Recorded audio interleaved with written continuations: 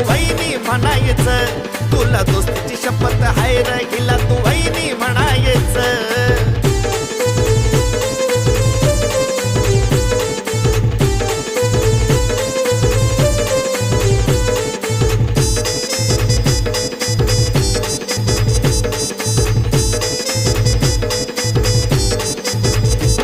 हे पाहत असती तुला जर ती उडवला असता कॉइन, तसं तर काकीच नाही रे ती फक्त मलाच देते लाईन.